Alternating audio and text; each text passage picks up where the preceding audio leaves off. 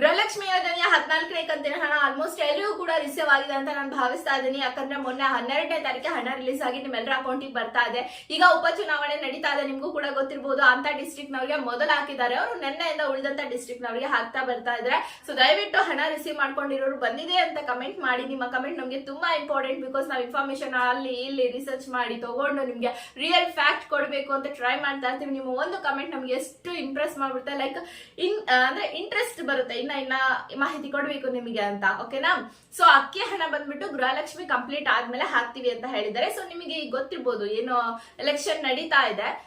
Lakshmi Hebbalkar madam ಅವ್ರು ಹೇಳ್ತಾರೆ, ನಾವು ಉಚಿತ ಪ್ರಯಾಣ ಕೊಟ್ವಿ, 2,000 ಪ್ರತಿ ತಿಂಗಳು ಮಹಿಳೆಯರಿಗೆ ಕೊಡ್ತಾ ಇದ್ವಿ, ಅಕ್ಕಿ ಹಣ ಕೊಡ್ತಿದೀವಿ, ಜೊತೆಗೆ ಉಚಿತ ಕರೆಂಟ್ ಅನ್ನ ಕೊಟ್ಟಿದೀವಿ. ದಯವಿಟ್ಟು ನಾವು ಒಂದು ತಿಂಗಳಿಗೆ 4ರಿಂದ 5,000 ಉಳಿಸ್ತಾ ಬರ್ತಾ ಇದೀವಿ, ನಿಮ್ಗೆ ಸಹಾಯನೇ ಮಾಡಿದೀವಿ. ಆದಷ್ಟು ಈ ಬಾರಿ ಆದ್ರೂ ಸರ್ಕಾರ ನಮ್ದನ್ನ ಗೆಲ್ಸಿ, ನಮ್ ಸರ್ಕಾರ ಗೆಲ್ಸಿ ಅಂತ ಅವ್ರು ಹೇಳ್ತಿದ್ದಾರೆ. ಬಟ್ ದೇವೇಗೌಡರು ಅವ್ರ ಮೊಮ್ಮಗ ಕೂಡ ನಿಂತ್ಕೊಂಡಿದ್ರೆ, ಅವರು ನಮ್ ಸರ್ಕಾರ ಗೆಲ್ಸಿ, ಯಾಕಂದ್ರೆ ಈ ಸರ್ಕಾರದ ಬೊಕ್ಕಸೆಯನ್ನ ಖಾಲಿ ಮಾಡ್ತಿದೆ ಅವರ ಒಂದು ಸ್ಕೀಮ್ ಗಳಿಂದ, ಯೋಜನೆಗಳಿಂದ ಅಂತ ಅವ್ರು ಹೇಳ್ತಿದ್ದಾರೆ. ಸೊ ಇಲ್ಲಿ ನಾನು ನಿಮಗೆ ಹೇಳೋದು ಅಂತಂದ್ರೆ, ನಿಮ್ಮ ವಿವೇಚನೆಗೆ ಬಿಟ್ಟಿದ್ದು ಮತದಾನ, ನಿಮ್ಮ ಹಕ್ಕು. ಯೋಚನೆ ಮಾಡಿ ನಿಮಗೆ ಯಾರಿಗೆ ವೋಟ್ ಹಾಕಿದ್ರೆ ಸರಿ ಅನ್ಸುತ್ತೋ ಅದನ್ನ ಆಲೋಚನೆ ಮಾಡಿ ಆಸ್ ಎ ಸಿಟಿಸನ್ ಆಗಿ ವೋಟ್ ಹಾಕಿ.